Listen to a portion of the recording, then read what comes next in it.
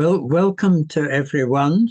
This is our first post-resurrection meeting, and we are very fortunate in having Father Andrew Younan as our speaker. He is a Chaldean chorepiscopos, chorbishop, and he's a great authority on Chaldean liturgy, and he's the translator of a very important liturgical book of the Church of the East, the Chaldean Church and the Assyrian Church of the East, the Kedam Wad Bather. And that, I think, is about to come out, is it? Or has it was released a few months ago. It's out. It's out. Oh, wonderful. Very good news. You've also translated a wonderful collection of the poems by Narsai, who is the great writer, a poet of the 5th century. His life spans really the whole of the 5th century. And he's been very poorly represented in English so far, but this is a wonderful collection. But you were also, I think you teach at 2 different universities, one in California and one in Texas. That's quite hard work. But this afternoon, you're going to introduce to us one of Narsai's very interesting Memra homilies on Adam and Eve. So over to you. So thank you so much. Thank you so much, Sebastian. It's my honor to be here. It is a happy fact that Narsai has been the topic of a number of recent scholarly works, but this talk will assume that he is still exotic enough to be unknown to some, and go over some material that will seem basic to those in the know. Narsai was, to the best of our knowledge, a 5th century priest, a teacher, and often an unwilling administrator at both the school of the Persians in Edessa and then the newly refounded school of Nisibis. Both of these legendary places of learning were critical to the exegetical and theological life of the Church of the East, that is, the Church east of the Roman Empire, now branched out, for better or worse, into the Chaldean, Assyrian, and Malabar churches, and at times, I think falsely, labeled Nestorian. The latter point has been discussed by many scholars, and at least twice, I think, in print by Sebastian Brock. Narsai's works come down to us in the form of Aramaic Syriac Memra, or metrical homilies, beautiful poems of either 7 or 12 syllables per line. While these poems are difficult to organize according to genre, it seems most likely to me that Narsai saw himself primarily as an exegete, as Mpeshkana was his preferred title during his teaching career. It is worthwhile to pause a moment and reflect on the uniqueness of the Memra, a writing style used by Ephraim, Narsai, Jacob of Sarur, and others. A Memra is more than a homily, more than a poem, and more than an exposition of a biblical passage.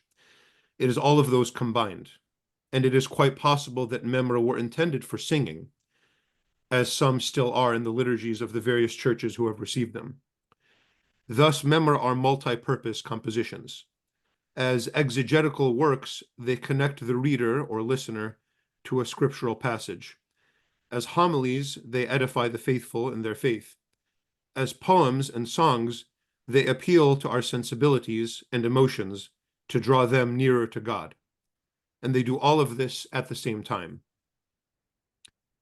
The Memra I've chosen to discuss today seems to be about how God himself wishes to teach humanity in just this same comprehensive kind of way.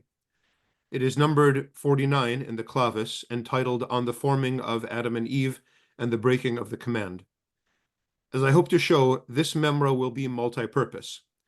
It will give us an example of Narsai's exegetical style, showing us how he is able to notice minute details in a biblical passage without losing sight of the big picture. It will reveal fundamental aspects of Narsai's theology, namely the notion of the human being as the image of God and the methodology of the Divine Pedagogy. And it will help us see the purpose of the entire genre of Memra. I will now share my screen where the slides will show selected passages from the Memra. I hope to present a mostly organized analysis, but some side issues are so interesting that I ask your forgiveness if I go on a tangent or two as we move Wonderful. along, is the title, Al Tuqan Adam Hawa or Al Pogdana. This is an icon I commissioned by a local artist here in San Diego, Mary Nissan of Narsai. And so this, the translations that I'll be selecting, the translation I'll be selecting from is my own, from my volume from Paulus Press. So I start, let's see, right from the beginning. This is the very beginning of the Memra, and Narsai immediately introduces what becomes one of the most preeminent images in his theology, which is the interpretation of the human being as the image of God, namely the way that a king would commission a statue of himself and place it in a faraway kingdom, to remind a faraway part of his kingdom, to remind the citizens and that part of the kingdom who's in charge, who's the boss. So let me read a little bit of it. I'm not going to read all of these passages to you. By means of his image, a faraway king is honored as if nearby. The Creator wanted to instruct rational beings through his image, Adam. In the world, the city of the kingdom, the Creator placed his image, and through a visible image, he made known his hidden power. The Creator bound up creation in his image when he fashioned it, so that love toward Adam and love of him may resemble one another. So there's a lot contained in this. The first really essential point is that the purpose of an image, that Adam is created as an image of God, is to reveal the king, is to show who the king is. But the image reveals something, but is not that thing. It's very important, and it's going to be very important as the temptation is depicted later in this Memra. Adam is the image of God, but he is not God. And part of the temptation that Satan presents to him is to forget that he is an image and make him believe or trick him into thinking that he could become God himself. So this is both of these aspects of the image, the image are really critical. The image shows the thing, but is not the thing that it is showing. Second, and these two are connected, the second important part is that the human being is the bond of creation. And it's explained later on in the last two lines that I'm giving you here. The Lord God fashioned Adam dust from the earth and breathed the spirit of the living into him, making him living and rational. And so what is it that the human being is the bond of creation? It's that we unite in our person, in our very being, physical creation, the dust of the earth, and the spiritual world. And in our very nature, we bring together, we connect these disparate parts of the created world. What does that have to do with being the image of God? This is something that sometimes is missed by commentators. God is love. His nature is love. And because we are the image of God, or at least intended to be the image of God, and show who God is to the created world, and especially to rational beings, we are to teach each other, we are to teach human beings who God is by our imaging of God's love. But love is a connection between two things. And so in our very nature, we connect the physical and the spiritual, and in that connecting of separate things, we image God's love. This is a kind of a subtle point, but I think it's very clearly there in Narsai. So that's the sort of establishment of the creation of the human being. But things, as we all know, do not stay so peaceful. Satan, who has already been created by this point, notices that Adam was given honors that he was not. This is an example. This is not exactly central to my issue today, but it shows how close of a reader Narsai is to the scriptures. Why is Satan envious of Adam? Because he's asking, why is Adam honored, and why are mute and rational natures bound to love him? So part one is Satan is jealous because Adam contains all of creation in himself. He's the bond of all creation, whereas he is only a spirit. But God, this is another kind of close part of the reading, did not honor us, the spiritual legions, with a word when he formed our nature. So Satan is jealous that God spoke when he created Adam, whereas he was quiet when he created the angels.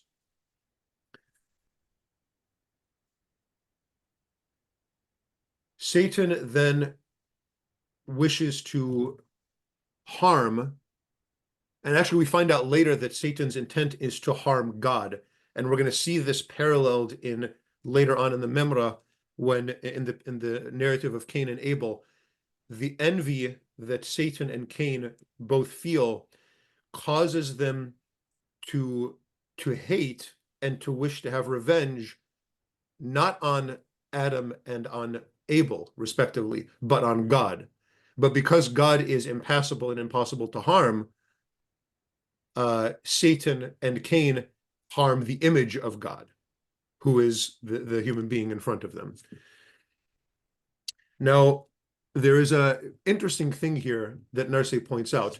When Satan, this is several lines later, when Satan asks Eve, did God really command you not to eat of any of these trees? Narsai reads that as an honest question. He doesn't think Satan is being deceptive when he's asking that. Here, let me read part of the translation. The command which the Creator placed for Adam's house had not been heard by Satan. And because of this, he asked them to learn the word and then to cause the error. So Satan was asking an honest, clarifying question. What was the command actually? So Satan wanted to know the command so that he could lead them to break exactly what God commanded. Another, I think, important point is a few lines down. Eve is replying to Satan. She told the story to the deceiver. He did not forbid from the trees, but from one tree there, for death is hidden in eating it. Again, I think this is a bit of a nuanced point, but it seems to me that Narsai is reading Eve interpreting God's command. We are not to eat this tree because this tree will cause death. I think Narsai has the understanding that the command was because of the effect of eating it. It wasn't that this is my command, period, and if you break this command, I will arbitrarily punish you with death. No, I am commanding you not to eat of this tree, and the reason for the command is that it will lead to your mortality. It will lead to your death. I think that's there in Narsai in a couple of different places, but this is a place where it shows up a little bit. Now, the order that Satan, of his procedure is as follows. After asking an honest question, did God really tell you not to eat of all of these fruits? He starts with an honest question, and that leads to an outright lie. Later on here, no, indeed, you will not die. The snake lied to Eve. You will become like gods, knower of secret things. Starts with an honest question, leading to a clear deception. Woe to the hater of humanity who troubled the peace of creation, to whom it was not enough to lead astray, but even introduced polytheism. This is kind of a funny point that Narsai makes, that Satan, where did he introduce polytheism? He says, you will be like gods. And here, for the first time, Satan is introducing the possibility of more than one god. So it's a passing point. He doesn't really return to it, but I thought it was charming enough to mention.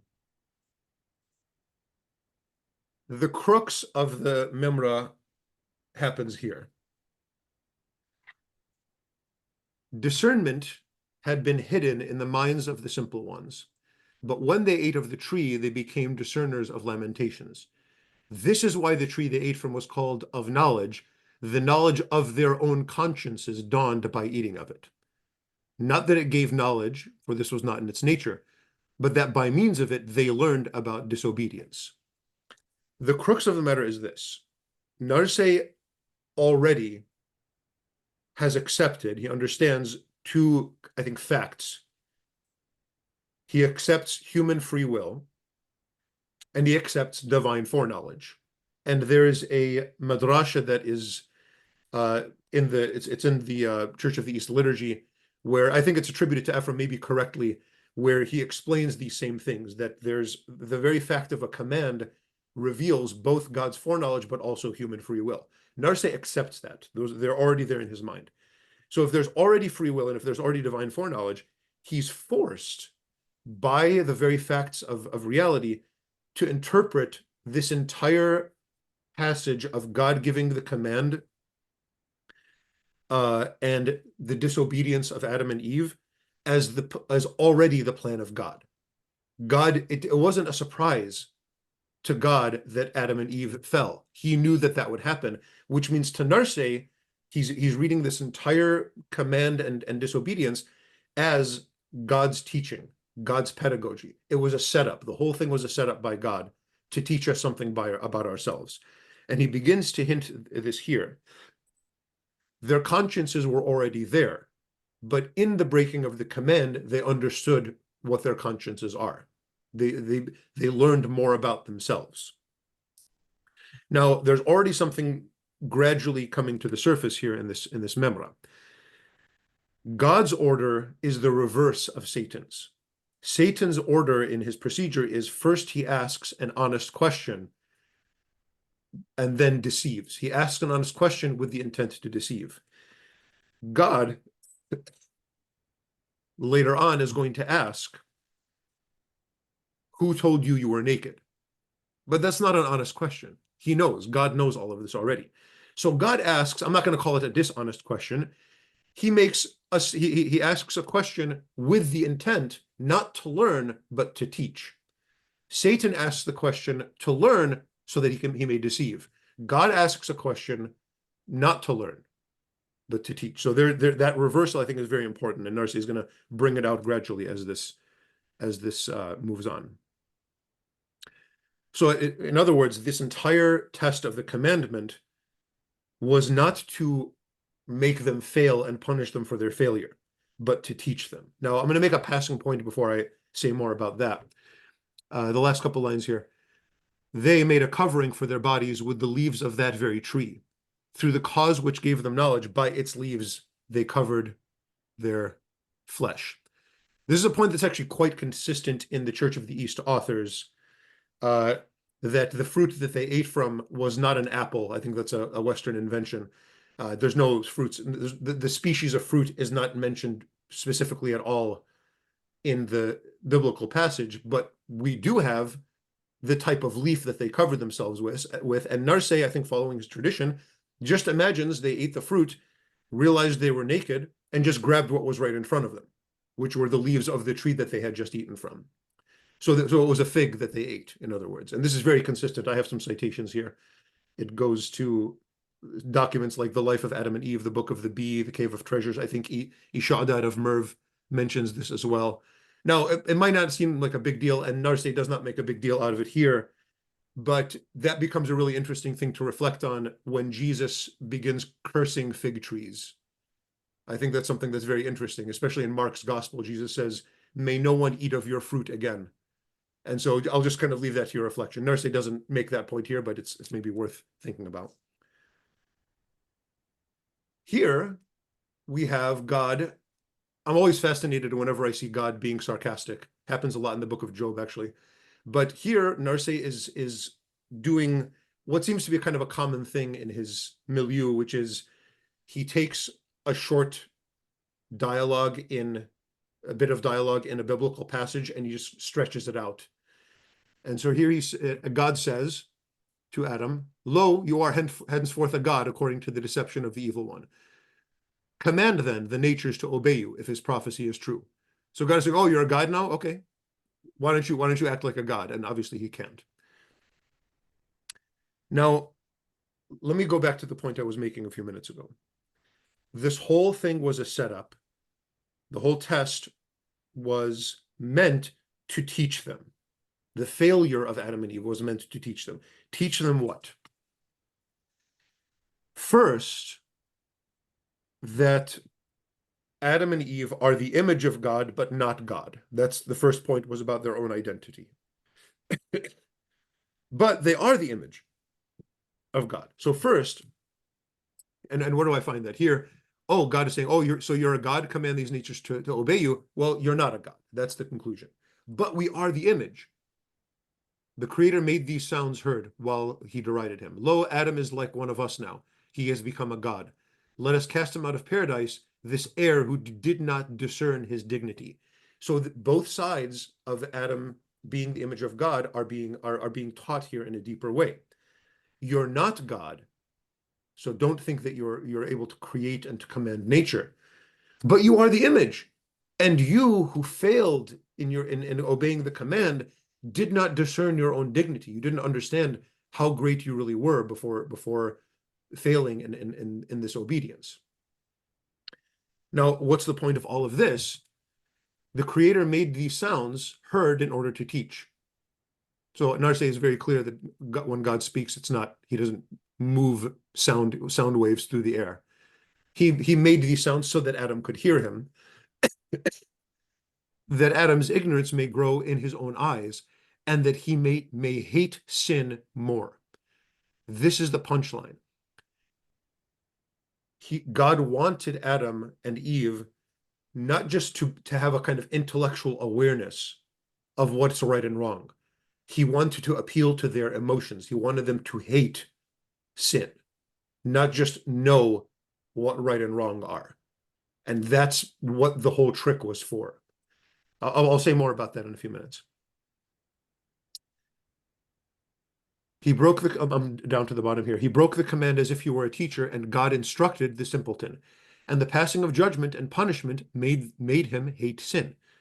Through the tree, the covering over his mind was uncovered, and through the longing of its fruit, the freedom in him was made known. So another thing that God is revealing through this entire trial is that God wanted Adam to know the power of his own freedom.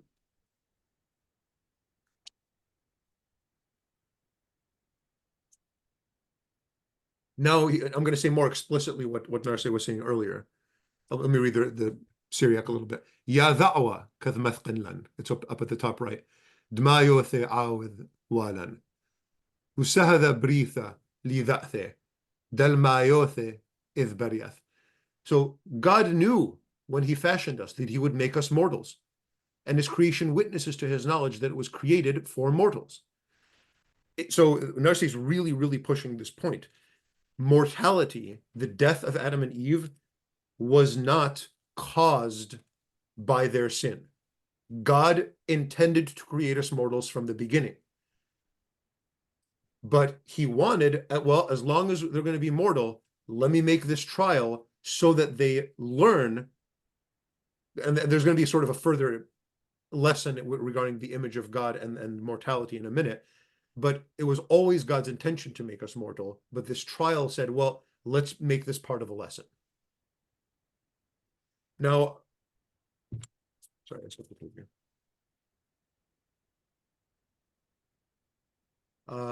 He made us rational and discerning and filled us with his wise things and wished to bring our discernment to the open through a trial. Let me move down here to the bottom. Adam was, I think maybe was already pure gold before eating of the tree. And after he ate the fruit, he showed the beauty of his features. Very interesting. Somehow, even though this was a fall, maybe in kind of Western terminology, something beautiful came out in Adam, through this from Adam, which was the internal freedom that he had before was brought into the forefront. So again, I'm going to repeat a couple of things. God knew that we were mortal, but he created a little sort of trick in order to teach us the truth about ourselves. Satan was ignorant of what we were and asks honest questions in order to deceive us.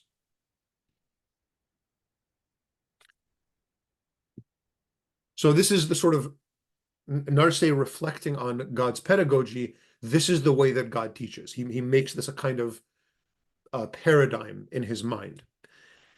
Now, I'm going to repeat a question that I mentioned a few minutes ago, or that I implied a few minutes ago. Why not just tell them that?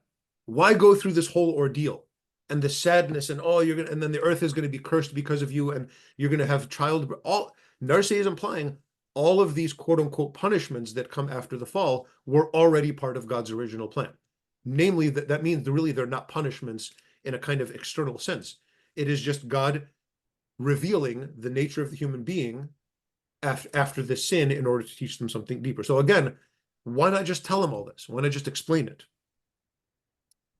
Because information alone does not convince, it teaches. Narsai is going to, at the very end of this Memra, he's going to use a verb that is, or he's going to use a verbal root that is very precise. This is not about idatha, about knowledge. It is about piasa. It is about persuasion. And persuasion is not simply winning an intellectual argument or informing somebody of a fact.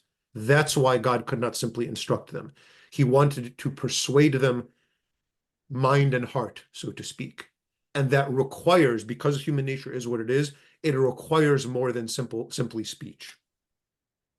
So to bring this home, Narsai continues the Memra and brings in the story of Cain and Abel. Now, I'm going to be a little bit more precise than I just was. I don't want to just say it's mind and heart. I think the way Narsai would say this is the mind and the will, because the will is going to be really important in the passage of Cain and Abel. So I'm calling this a postlude because it's just a couple of pages at the end of the Memra. So we know the beginning of the story. And so they make offerings to God. Abel offered a lamb, and along with his offering, his will. Cain, an herb from the earth, but did not mix his will with it. It's kind of a poetic way to say this. In their offerings, the choices of their minds were revealed, and it was exposed and confuted to the deceiving one that his offering was rejected.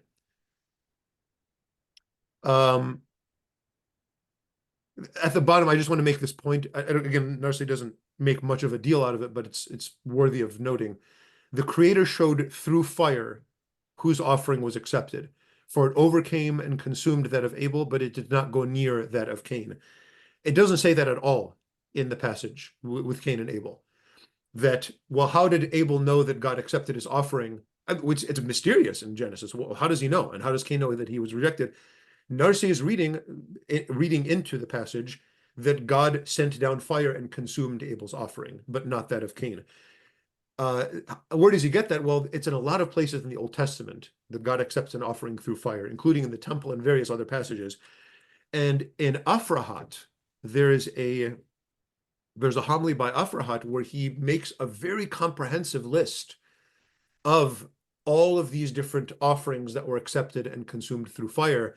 And Afrahat also reads back into the story of Cain and Abel that the offering of Abel was consumed by fire. So I don't know if he got this from Afrahat. I don't know if there was influence very directly between them, but it's certainly there in him as well. And he's a somewhat earlier author. Now, what is the point of the accepting of one and not of the other? Abel's offering was willing. Abel did it because he truly wanted to. And what God wants, this is what's going to tie together the entire Memra. What God wants is our will. He doesn't want our stuff. And so, because Abel willed, chose, wanted to make his offering, God accepted it and consumed it entirely with fire. So he offered it and he lost it because he was willing to lose it. Cain did it begrudgingly. And so he offered what Narsai is calling an herb, but he did not do it willingly. He didn't offer his will along with it. Well, God is not interested in herbs. And so, go to the next frame. Cain was mourning. He put on great mourning because his offering wasn't received, and his face was greatly downcast. He murmured against his maker, asking why his offering was rejected. The Lord then said to Cain, openly, in a calm voice, if your will becomes noble, I will accept your gift. But if the bitterness of your mind does not transform into sweetness, your sin lays down at the door and will not leave your body. Look, O envier, your offering I give back to you. Why are you sad? You are in charge of what is yours. Go manage it yourself. God is saying, if you don't want to give this, keep it. It's all yours. It was yours in the beginning. What do you think you're doing me a favor? Giving me some herbs? I'm going to start to tie this together back to the very beginning of the Memra. What is it that Adam is the image of God, that the human being is the image of God? It's that we image love, and love resides in the will. And when Cain is making an external show of offering something to God, but it is unwilling, he is not imaging God. He is not doing this in a loving way. This is what the whole thing comes down to this. God wants to teach us to continue to be his image, which is to be living in love. And that requires the will to be transformed, to do this kind of sort of with all of itself, with all of its heart. And so Cain now has the opportunity, and Narsai makes it very explicit.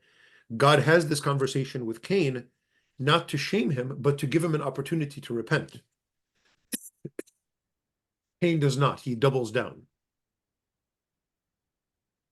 Cain's will did not change after God's rebuke, and he did not accept correction, despite the admonition offered him. He complained in pride, like the backbiter, like Satan, and he added wrath to wrath, and his mind conceived murder. The rebel thought that when he killed the innocent one, Abel, he would upset the Creator, since he had rejected his offering. Through Abel, he would have revenge against the Maker, like his teacher Satan, who reviled his fashioner through Adam. So there's the very direct parallel between Satan and Cain. This little quotation does show another really important aspect of Narsai's writing, which is he has very much a flair for the dramatic. There are several of his Memra that read as if they are melodramas. In fact, I think of the one, it really is parallel to this Memra. He has a Memra on the temptation of Christ, and that is just gloriously dramatic. Their entire dialogue, and it's depicted as a kind of gladiator battle between Christ. It's just really beautiful. I recommend that as well. That's also in my volume. I don't want to keep plugging my book, but that's there. But let me say, actually, in passing, it is important to see, and I think Narsai gets this from Theodore, the evils that were introduced of sin and death through Adam were redeemed by Christ. I think in the West, we're used to understanding that death was vanquished through Christ's crucifixion and resurrection. I think we're used to making that connection. But Narsai it's very important to him that sin was vanquished through Christ's temptation. When Christ was tempted and defeated Satan, that's an extremely important passage for Narsai, and I think he's following Theodore on this. So sin and death are our enemies. Death was vanquished at the cross and the resurrection. Sin was vanquished at the temptation. And Narsai, in his Memra on the temptation, makes a very, very important deal of that. Okay, so now Cain, again, parallels Satan and wants revenge against God, but because God is inaccessible, kills his brother. Here, again, Narsai is noticing something. Cain the assaulter assaulted, and he betrayed natural love. There's that connection again with love. He killed his brother in envy in order to upset God. O heart that gave birth to murder, new deed upon the earth. O rebellious will which tread the path to the house of the dead. Through Abel, the path was tread, and death began to walk it. And Adam learned through this that he is also mortal. So Narsai is making note of something. Yes, death sort of was introduced at the sin of Adam and Eve, but it didn't happen until now. Abel is the first of the human race to actually die in the narrative of Genesis. And so now it wasn't just, basically Adam it's dawning on him, God wasn't joking, it wasn't a bluff. Death is a real thing. Now, what's happening? Adam is realizing, and Narsai does talk about this quite a bit in many of his Memra. Adam here is noticing, what is it when Abel dies? The spiritual part of him is now gone, and now it's just this physical thing. It's just this corpse, this body. Because love was broken by Cain,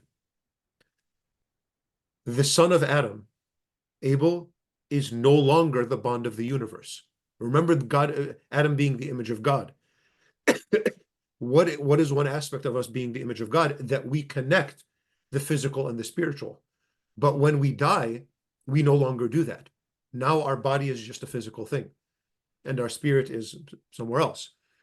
And so that bond, we are no longer the image of God in our death. And that is the direct result of the breaking of the imaging of God, which is love. And so when we no longer act in love, we no longer show God's image as the bond of the universe. These are very, very deeply interconnected ideas in Narsai's mind. In fact, it becomes almost tiresome as you read through Narsai's Memra, how often this comes up. So here, Cain becomes a walking cautionary tale. Again, the theme of pedagogy comes back. God says to Cain, your body will suffer in trembling in place of the body your hands have destroyed, and you will be a terror to those who see you, for your heart did not fear murder. I had to go back to the Pshitta to make sense of this. In the Pshitta, it says that, that's there at the bottom, I have a note, Cain would za' una'ad, tremble and wander on the earth. So there's an extra verb there in the Pshitta. It's not just that Cain is going to be sort of homeless and walk around a lot. It looks like he was, part of Cain's punishment in the Pshitta is that he had seizures constantly. And so that was part of Cain's punishment. Now, why would God do that? Again, we have a kind of this vengeful God, but it's not just about vengeance. Because you have tread the path to the house of the dead, on which men will journey, I will make a lesson of you, that I may avenge blood with blood. God wants to teach the human race through Cain. At the very bottom, actually. He protected them at the very bottom from the terror, for the terror of the generations to come, that when they inquire after the punishment, they may flee from murder. He wants to teach humanity, don't murder, because look, this is what will happen. This is as a part of God's pedagogy. Again, it's not enough to just say it. He has to affect our will. And this is the way Narsai is thinking that God affects our will. Now, there's a very interesting thing in the middle here. Cain says to God, you have cast me out from the earth and clothed me with quaking and trembling, which are terrible to see. I request one thing, if I can, for you to grant me in your mercies, that your curses may be taken from my body through death. I don't know about you. I always read Cain saying to God, oh no, somebody's going to kill me. And the mark of Cain that God puts upon him was an act of mercy on God's part. No, I'm going to mark you so that nobody may murder you. Narsai is flipping it. Narsai reads Cain as asking for death. And when God marks him so that no one may murder him, that's God guaranteeing that Cain doesn't get what he wants, which is death. That his punished so that he may live his punishment, the course of his punishment to the end. And again, this is not just so that he can be mean to Cain. It's so that he may instruct the human race by means of Cain. Finally, the conclusion of all this is persuasion. Again, as I said, piasa. The creator of our nature has persuaded, these are the very, very last lines of the Memra. The creator of our nature has persuaded us through everything in our nature and has led us wisely from meager things to great things, so that when we learn in knowledge who has brought us these things, we may confess the power that formed all who loves our nature so much. So in the end, it's not simply about knowledge. It is about the knowledge of love, and it's not just our intellect being enlightened by the truth. It's about piasa, both our intellect being enlightened, but also our will being transformed through love. Thank you. Thank you very much for that, Andrew. That was fascinating guidance through this very rich homily, which has all sorts of things. I read it quickly last night, and you brought out many things which I didn't really appreciate properly. So thank you very much. When I read it last night, what struck me is how different his approach is from Ephraim's. in the commentary on Genesis, you have a very different and very close reading of the biblical text in both authors. But the two aspects which are radically different, I suppose. One is in Ephraim, Adam and Eve are created in intermediary state, whereas in Narsai, they're already mortal. And the other is Narsai's insistence that Adam and Eve were shabre, were little children. So their children, they've got a long education to go through, first, secondary, primary, and so on, until university, as it were, University of Nisibis. And I suppose both those things make quite a difference, because in Ephraim, he's really blaming Adam and Eve for not thinking. They're not using the gifts, well, the gift of freedom, I suppose, primarily in a proper way. Whereas in Narsai, well, there's no excuse that they have to be taught how to use them. So that's intriguing. I don't know whether that's the influence of Theodore.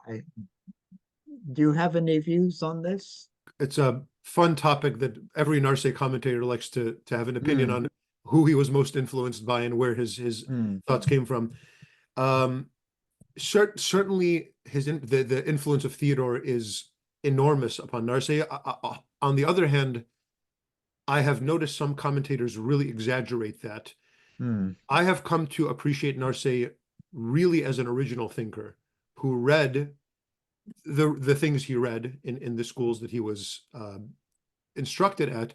I think once he becomes a Peshkana and embraces that role, because he requests it, according to Bar Khadab Shabba, he wants to be the Peshkana. He doesn't want to be to teach the alphabet or the basic reading. He wants to really just interpret.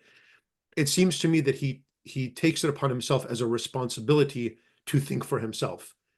And so, yes, there's influence sort of in the back of his mind, but I don't think he feels himself bound either to Theodore or to Ephraim.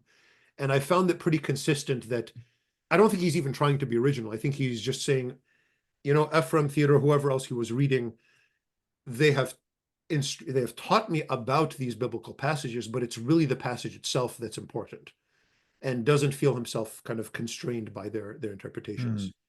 So that's not really an answer to your question, but that's the sense. No, that's very helpful. Thank you very much. It's unfortunately our time has run out. So thank you enormously for this very rich exposition of a wonderful poet. And do go on translating him, because there's an awful lot of Narsai which is untranslated, and you have a gift for translation which is very precious. So we look forward to many more translations of him. Thank you so much. It's very much an honor.